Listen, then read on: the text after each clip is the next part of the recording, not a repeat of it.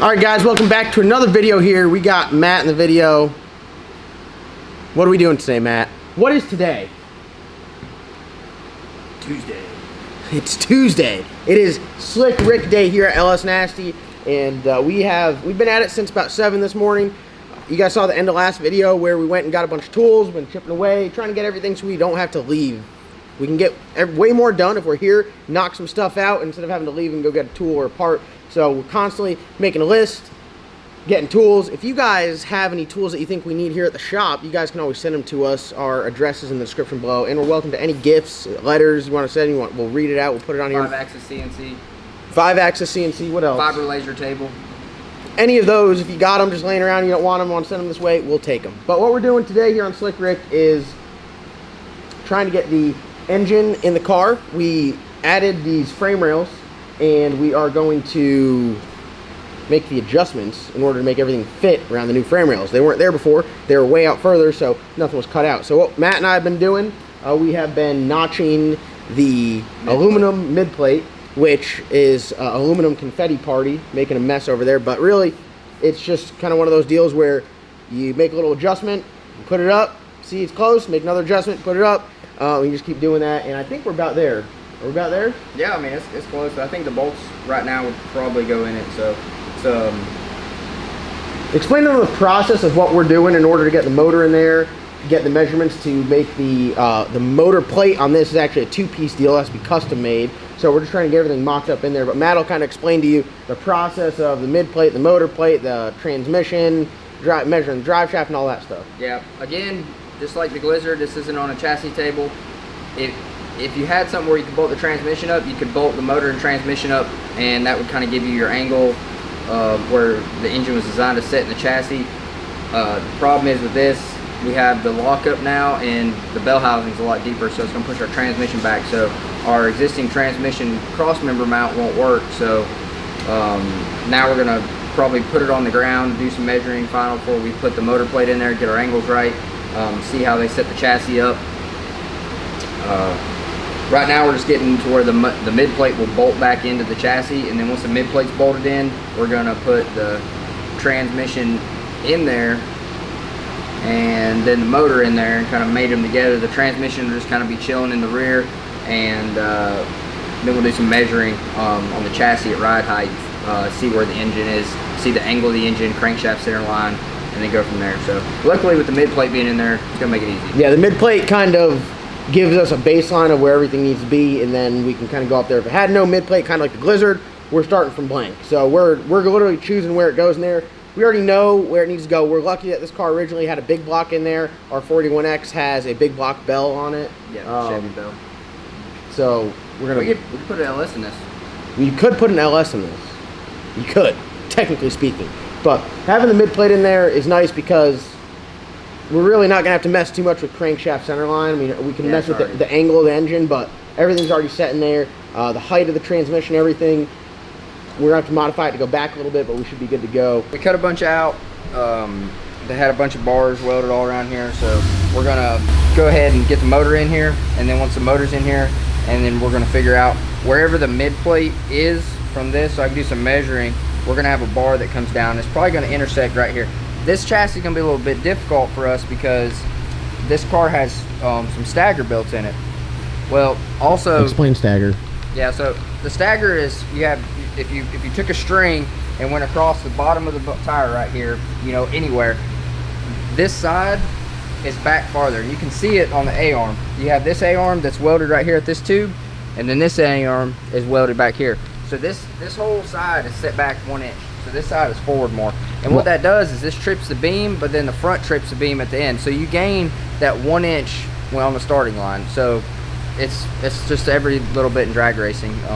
You know, I would say that it wouldn't usually make a difference, but you guys seen how close the race was being Billy. I mean, 1 inch would have made the difference. I mean, you know, you never know how close the race is going to be. And this can also help you with your lights too. You can get out the beams a little bit. Yeah, a little bit on the reaction time. So there's a few benefits, but in our case, it kind of screws us because this if the stagger was on this side and this was farther back, we'd be good. But the way the motor plate is set up, the oil pump on this side comes through here, and we really need the tube to be right where the A-arm is. On this side, it's going to go right here to the rear. It's going to be very close to this bolt. This side, the A-arm's right in the way. So we might have to do a kind of an offset bend tube. It's not going to be symmetrical, but it doesn't really matter it being symmetrical. You know, you got the shit's in there where it's going. Like you're not even going to be able to see it once the motor's you got to in there. work around it. Like it's already. So we're going to get up to where the mid plate will bolt back through the frame right there. And this is what we were talking about, making some more clearance for it. These tubes, obviously, they were way out here, so we had to modify the mid plate for that. And now we have enough room. This existing tube, it came way out here. The tube's cut off flush with the firewall. I was going to cut this side. I cut it out, and it was a nightmare the way they had it welded in there. Sometimes it's really easy to weld something, but it's hard to cut it out. And that side's got the brake set up and the gas pedal, all the tubes welded in for the dash, like steering column. I'm not going to cut it out. I'm just going to leave that tube cut off flush with the firewall. We're going to patch it when we do the firewall, and it's just going to be in there because the time you'd spend cutting that tube out is just not justifiable. So, but yeah, so these intersect with the top frame rail and the double frame rail. So it'll be real rigid. It'll be strong. We'll get these other bars in here. You know, maybe a bar that comes from here to here, angle. You know, however we want to put it. And then the motor plate will come across and then tie into this bar with some tabs that come off there. I'm gonna have those laser cut, so I'm gonna go and once we get the motor in there, I'm gonna draw some templates on Fusion 360, and then we'll send those to the laser cutter and have them laser cut out of 1/4" aluminum, and we'll probably do that sheep. I got a bunch of other little brackets we're gonna cut, so yeah, that's what we're doing. So in today's video, you guys are gonna see us again. Not one of the most exciting videos, but it's kind of one of the important videos because it's one of the important times when you're doing this, because you want to make sure this is right. Because if you do this wrong, build everything and put everything else around the car, and you find out it's wrong, you have to go back to square one. So you got to make sure the foundation's nice and sturdy before you start piling all the shit on it. Yep. Yeah, that's good. I mean, and racing, you know, it's not always just fun going to the track and racing. I mean, you know, majority of the time we spend is in the shop fixing stuff, changing stuff, making it better, sometimes making it worse. You know, that's part of it. You know, there's so many guys that end up racing and they've made, you know, changes. They go backwards, they go forwards. You know, that's the thing. You constantly have to, you know, try to new things and try to improve your racing program, because you can do the same thing over and over and over, but you can only go so fast. So that's why we're trying to make changes and, you know, go in the right direction. Yeah. So we're gonna get to work here. The mid plate's good. We're gonna get everything ready, get the motor in there, and start getting some measurements and chipping away at it. All right, so a little bit more love. We don't want it to be super tight where the bolts are hard to get in and out of it. Just trying to get it to where, you know, it's a little difficult to measure on that. So we got a rough measurement. We went undersized, and now we're just trimming it more and more and more until we get our fit. This side needs to come down a little bit. That side needs to go up a little bit. Just a hair. Yeah, I mean, it's just a very, very small amount on that side. The bolts will go in it right now, but we want to get it to where, you know, ideally it's not touching this tube, so it just needs a little bit right here, a little bit over there. Those bolts are in there on that side. These bolts are very, very close to going in it, so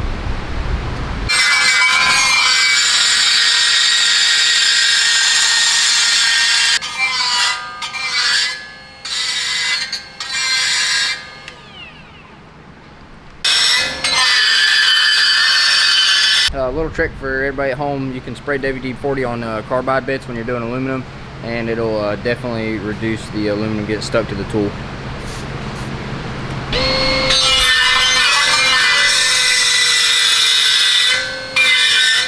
Got it. Got it. It's in there. Got the bolts in there. Put the nuts on the backside, bolt the mid plate to the chassis, and then bolt the bell housing to the transmission. We haven't done that yet, so we got to lock up bell housing. Don't have the bolts for it. Are they specific? I don't know. I have to measure them and see what it needs. We can probably put a couple in for mock-up. Yeah, I got some other ones. Yeah.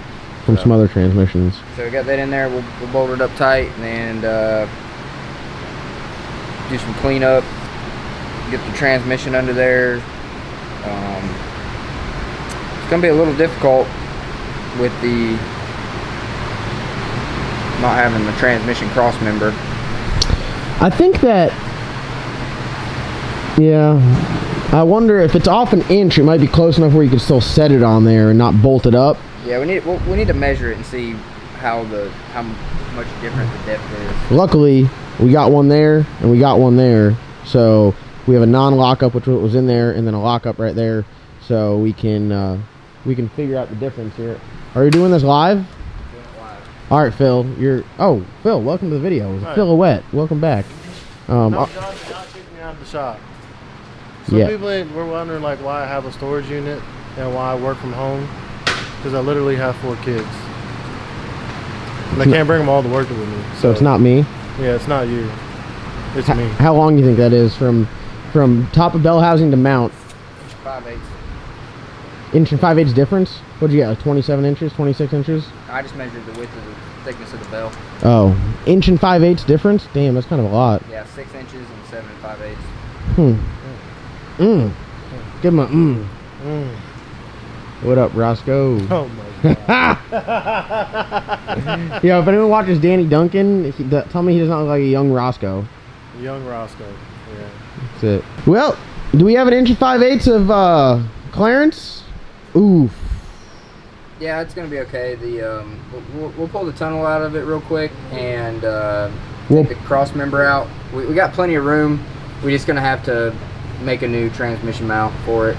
Are you gonna use the same 4-bolt flange and then just have a kicker back? Yeah, I'll cut all this off and then just build a tube that comes up with a flat bar some flat piece of metal that bolts into where the transmission goes, like 1/4 inch. The transmission mount on any car with a mid plate and a motor plate doesn't really do a lot.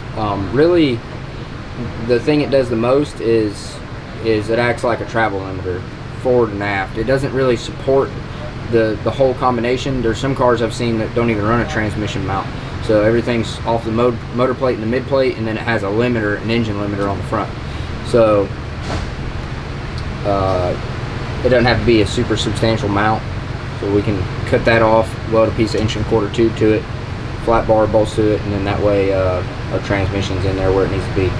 So probably what the best thing is going to be to do is to get the motor in there, get the motor through, so we got the dowels hanging out, and then slap the transmission. Slap the transmission on, bolt it all together, and then get the angle of the car, make sure the chassis, make sure our rocker bars and everything are level, and then figure out what we want our angle to be. And we could probably tell what angle this thing was originally just by the motor plate. You don't want the motor plate all twisted up, but if the motor plate looks perfectly vertical at like 2 degrees, and that's probably what they set the engine at, 2 or 3 degrees.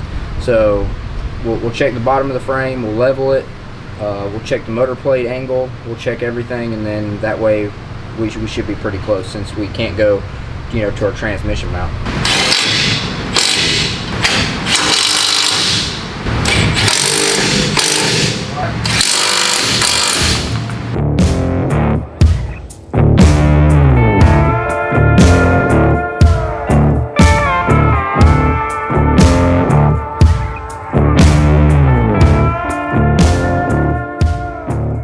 Alright, got the transmitting in the car. Looking pretty good. Talked about putting the motor in on the ground, but it's not going to work because the engine hoist won't go in underneath it. So we got to do it on the Pro Jacks. Cut this little thing off the front, slide the motor in here, bolt it up, figure out where it needs to go in the front of it, get some measurements. Yeah, I mean, it'll probably... This will be final install. This? No. Yeah, this will be the last time we have put the motor in. Yeah, for the next 30 minutes.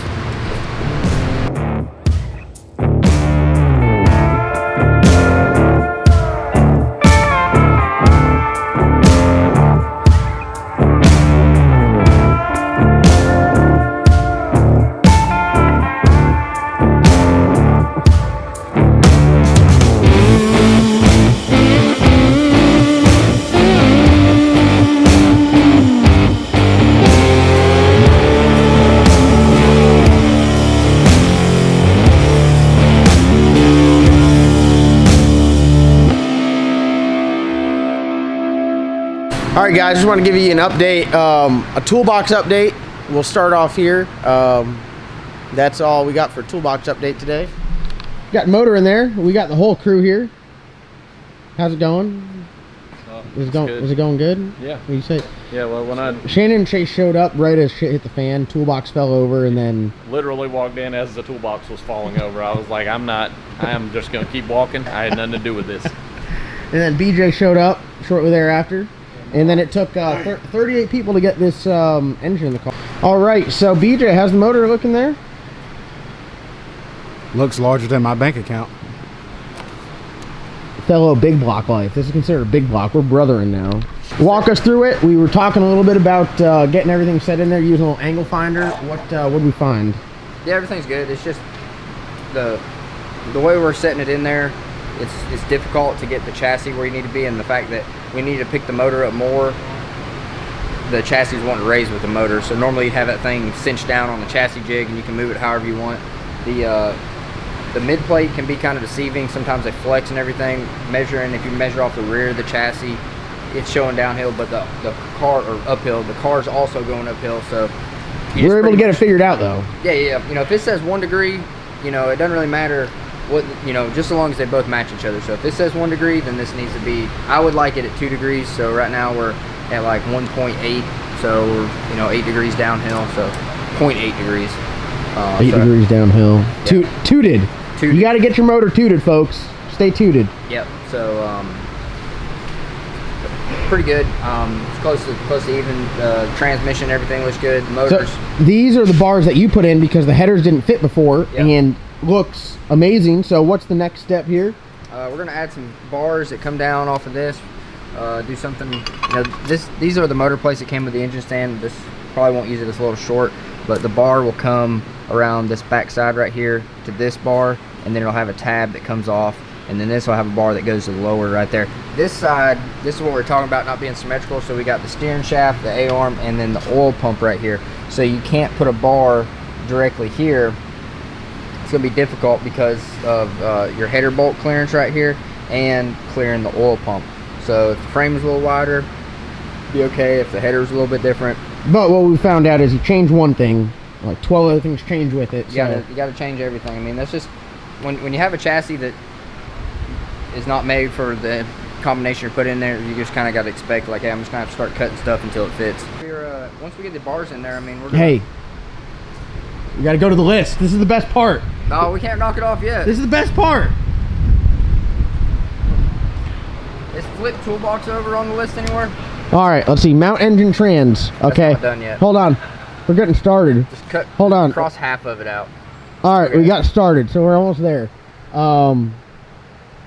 Everything else to follow. No, that one's done. Oh shit, that is done. We ordered the fuel pump from Alky Digger. That's done too. Clean fuel filter? Done. Sonic cleaner? That's done too. Fixed converter threads? Still up in the air. Yeah, still haven't, man, I called ProTorque like 10 times today. They call you back? No. How many messages did you leave? 3 or 4. What is it about the racing industry, especially with converters? The accessibility, being able to work with someone, getting them back. I mean, yeah, I'm excited working with guys over at Hughes. Pete, talking to him today about going over to some of the radio stuff. He says he keeps a lot of stuff in stock just for that reason. So yeah, they have the Pro SSX, yep. 9.5 inch, just like a Nissan core, and then some larger stuff like 256, which is a GM, like 10 inch. Which is very similar to what we have in the Sheep. Yep, and then they have some larger stuff, which is like 11 inch, which is a Nissan core. So you change converter size depending on how much power you make. Eventually you want to go to a larger and larger converter with the more power you make. But the 9.5 inch, I mean, I think it's good to like 2,000 horsepower. So yeah. All right, well, there's the list, you guys. We're gonna keep chipping away at it tomorrow. Hope to knock a lot more stuff out, and yeah, we're gonna keep adding to it and knocking stuff out. So we're gonna get it done. Send them off. let's cut some bars. I eat pears now and shit like that. He get the buy this round. Don Doc got the buy this round. The black sheep on the property. He got the buy to the next